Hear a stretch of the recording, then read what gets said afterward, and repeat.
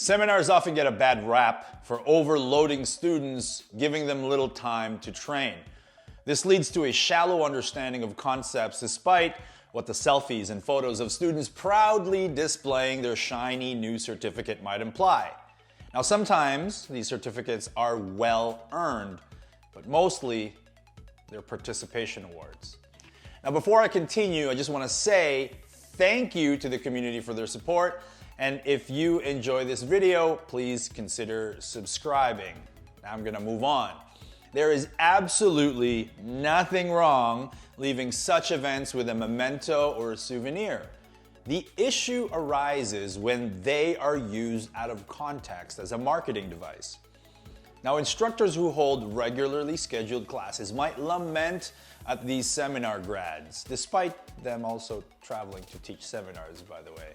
But listen, it is not the seminar's fault.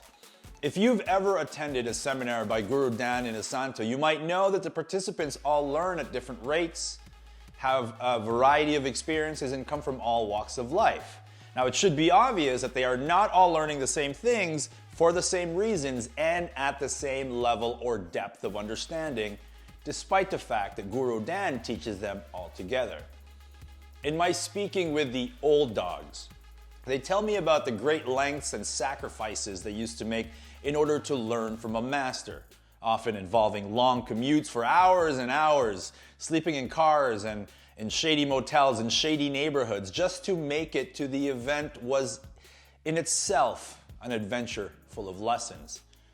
The seminars haven't changed. The attendees did.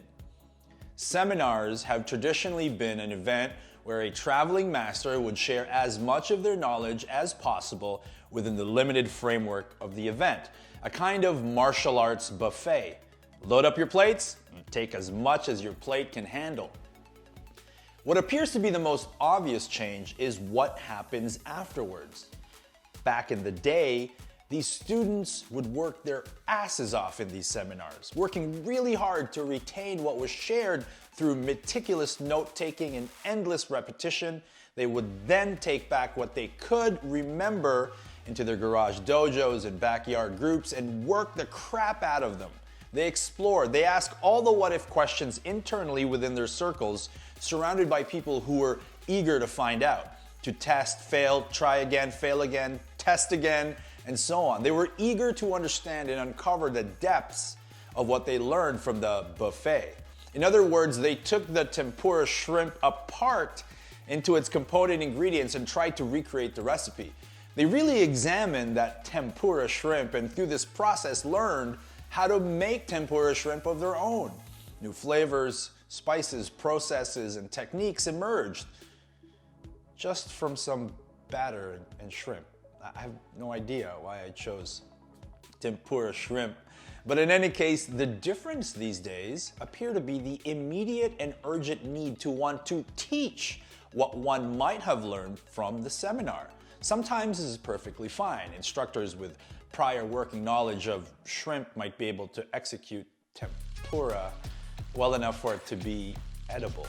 But sometimes folks return home claiming to know tempura shrimp before they've even learned what's in it. Sometimes they don't even have the experience of having tasted it before conducting classes on how to make it.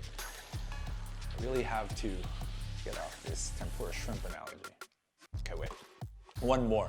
There are those who attend seminars, buffets, over and over again with the singular goal of wanting to refine their ability to make that breading crispier without it being more oily.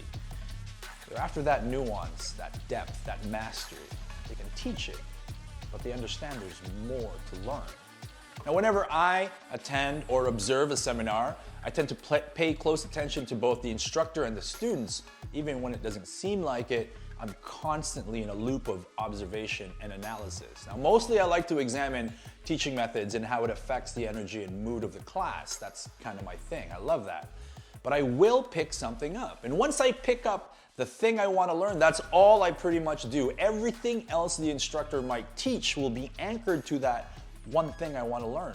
I create a focal point, and I don't concern myself with the pressure of having to learn all sorts of patterns or sequences. I just ask myself how that thing will help me better understand that one thing I want to take away. Now, the standard buffet mentality is to want to beat the system, to eat more than the price you paid to eat there, to stuff oneself with as much food as possible. Now, this is a losing game. You'll end up with an upset stomach and you might even shit and vomit the stuff you thought you had. But that's not the buffet's problem, is it? And it's not the seminar's fault either. Folks, that's all I got for today. Thank you very much for listening. Let me know in the comments below how you personally approach and navigate seminar events. From my experience, they're a great resource we should all be thankful for. And if you liked this video, please leave me a like and do consider subscribing to the channel. My name is PAULO RUBIO, aka GN. This has been another episode. Until next time, peace.